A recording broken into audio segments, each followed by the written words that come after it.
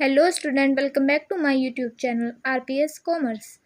RPS commerce में आप सभी स्टूडेंट्स का बहुत बहुत स्वागत है। आज की जो हम अपनी वीडियो लेके आए हैं उस वीडियो का हमारा टॉपिक होने वाला है कंपनी का प्रविवरण। ठीक है, मैं बता दूं आपके बीकॉम के सेकेंड ईयर के थर्ड सेमेस्टर में आपका जो कंपनी लॉ की आपके पास बुक है उसी का चैप्टर 7 है जो कि है कंपनी का प्रविवरण। आपके बुक में ये चैप्टर प्रविवरण के नाम से भी हो सकता है। ठीक है, तो इसके बारे में आज हम डिस्कस करेंगे। इसमें होंगे कि आपके प्रविवरण का अर्थ और इसकी विशेषताएं क्या है। ठीक है, यही आपका इस चैप्टर में से क्वेश्चन बनता है। ठीक है, ये आपका लॉन्ग क्वेश्चन बनता है। इसमें आपको अर्थ और इसकी विशेषताएं बताई जाएंगी। तो वीडियो स्टार्ट करने से पहले आप चैनल पर नए हैं तो चैनल को सब्सक्राइब ज़रूर कर दें, जिससे कि आपको इसी तरह की वीडियो हमारी जल्दी से मिल सके।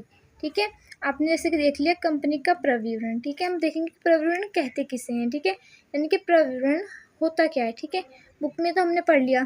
ठीक है, आपको बुक में से पढ़ के एक बार को समझ आ जाए या फिर ना आए तो मगर जो हमारे ये आज की हम वीडियो में बताएंगे उससे आपको अच्छी तरह से क्लियर हो जाएगा कि प्रविवरण होता है क्या। ठीक है, तो अर्थ देख लेते हैं। यहाँ पे लिखा हुआ है प्रविवरण का अर्थ, यानी कि इसे कंपनी की विवरण पत्रिका, इनके प्रोस्पेक्ट, जैसे कि आपने देखा होगा कॉलेज से हमें किसी भी कॉलेज में एडमिशन कराते समय एक प्रोस्पेक्टर मिलता है। ठीक है, उसी तरह से वो कॉलेज का होता है, ऐसी कंपनी का भी होता है। ठीक है, किसी कंपनी की विवरण पत्रिका को प्रोस्पेक्टर भी कहते हैं। ठीक है, इसी विवरण पत्रिका में कंपनी की समस्त जानकारियाँ लिखी होती है। जैसे कि जो हमारा कॉलेज से हमारा प्रोस्पेक्टर मिलता है उसमें हमारी कॉलेज की सभी जानकारी लिखी होती है, और जो कंपनी का होता है उसमें कंपनी की सभी जानकारी लिखी होती है।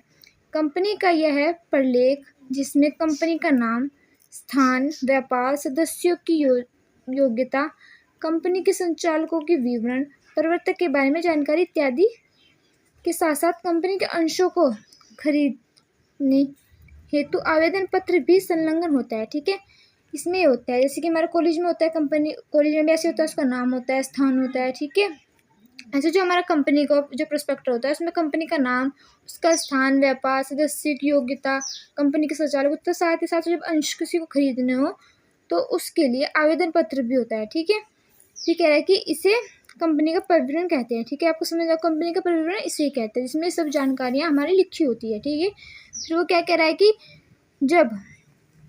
जब किसी सार्वजनिक कंपनी को जनता से अंश पूंजी एकत्रित करनी होती है। ठीक है, इनकी पूंजी एकत्रित करनी होती है तो कंपनी की समस्त जानकारियाँ जब एक प्रपत्र पर अंकित करके जनता को जानकारी देने हेतु दी जाती है तो इसे प्रविवरण कहते हैं। इनके प्रविवरण यानी कि प्रोस्पेक्टर कहते हैं। ठीक है, जब क्या होता है, जब किसी सार्वजनिक कंपनी को, ठीक है, निजी कंपनी को नहीं, सार्वजनिक कंपनी को जनता से अंश, ठीक है, जनता से अंश पूंजी एकत्रित करनी होती है यानी इकट्ठी करनी होती है तो कंपनी की समस्त जानकारियाँ वो एक प्रपत्र में अंकित यानी कि लिखकर जनता को जानकारी देने हेतु जो प्रपत्र तैयार किया जाता है उसे प्रविवरण कहते हैं। ठीक है, यहाँ पे आपको समझ में आ गया होगा कि प्रविवरण का अर्थ क्या है। अब बात आ जाती है इसकी विशेषता की, इसकी क्या क्या विशेषताएं हैं। ठीक है, जैसे विशेषताएं आ जाती है तो हमें क्या क्या लिखनी है। तो विशेषताएं मैंने यहाँ पे लिखी हुई है, जैसे कि प्रविवरण की विशेषताएं निम्नलिखित हैं। कौन कौन सी है? प्रविवरण एक प्रलेख है। ठीक है, फिर है विज्ञापन का रूप भी है, इनके जो प्रविवरण विज्ञापन का रूप भी है। प्रविवरण सार्वजनिक कंपनी के लिए अनिवार्य है। ठीक है, प्रविवरण जनता को निमंत्रण पत्र भी है। ठीक है, जनता को निमंत्रण करने का पत्र भी है। फिर क्या है, प्रविवरण पर संचालकों के हस्ताक्षर होना भी होते हैं। ठीक है, फिर यहाँ पर कह रहा है कि अंशों के ऋण पत्रों को जारी करने का अधिकार। ठीक है, जो प्रविवरण होता है उसे अंशों के ऋण पत्रों को जारी करने का अधिकार प्राप्त होता है। प्रविवरण पर तारीख अंकित होना।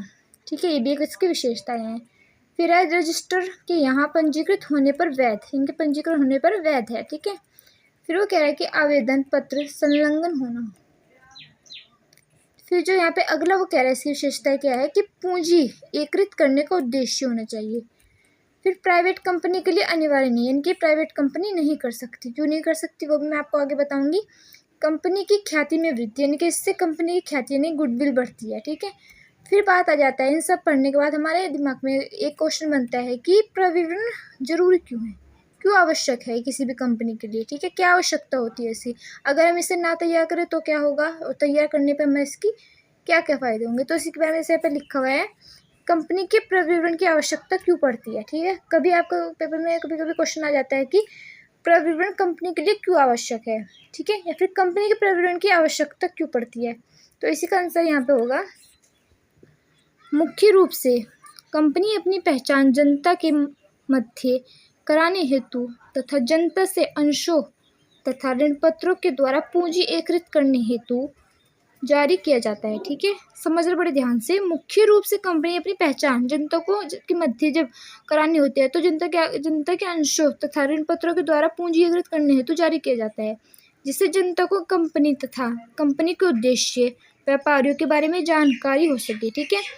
और फिर जनता सोच समझकर अपना धन कंपनी में लगाएं, ठीक है, जिससे लगाए। इसके लिए कंपनी प्रविवरण की आवश्यकता होती है, समझ में क्यों होती है, जिससे जनता वह कंपनी के बारे में उसके उद्देश्य पता कर सके, ठीक है, और उसे अच्छी तरह से जान के उसमें अपना पैसा लगा सके, जैसे कह रहा है ना यहाँ पे धन कंपनी में लगा सके, ठीक है।